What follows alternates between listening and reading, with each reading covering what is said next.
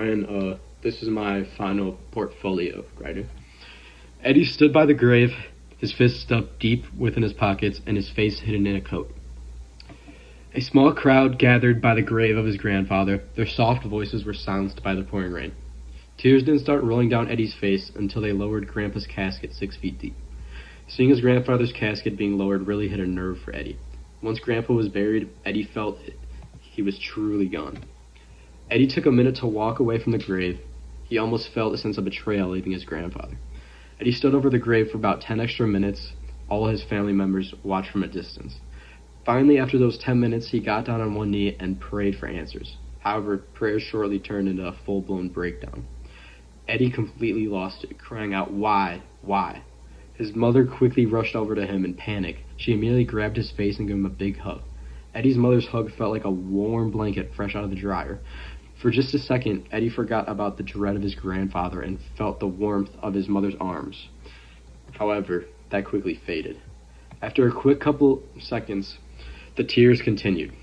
Eddie repeatedly asked his mom, "Why? Why'd it have to be Grandpa? He's all I had left." He must have said that about 5 times before his mom could even come up with a response. She told him it'd be okay. But how would it be okay? Grandpa was all Eddie had, but it was going to be okay? Eddie felt a rage start within him. Repeating, that's it, it's going to be okay." His mother's face turned pale, almost as her soul disappeared for a second. She couldn't handle seeing the distress her son was dealing with.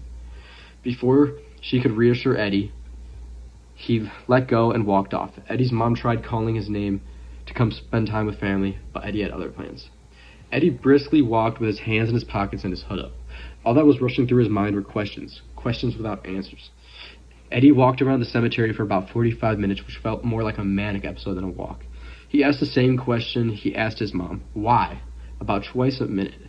The car ride home was the same as the walk, the same cycle, the same feelings. Eddie wondered if it would ever go away.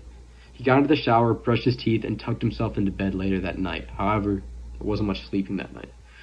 Eddie tucked himself in bed to look at his ceiling until he heard the birds chirping and saw rays of sunshine coming in through his window.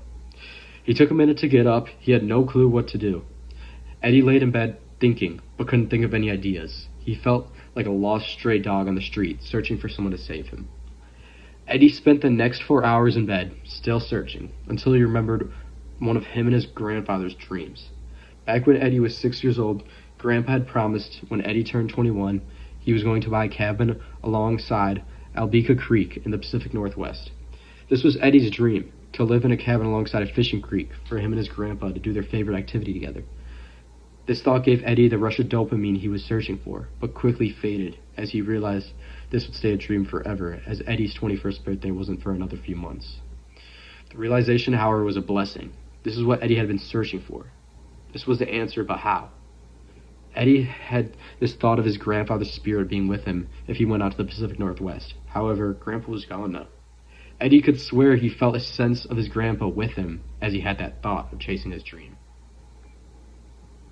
However, Eddie could have swore. Alright, that's part 1 of the story. Part 2 is going to take a little bit longer, but there's my recording for my final portfolio.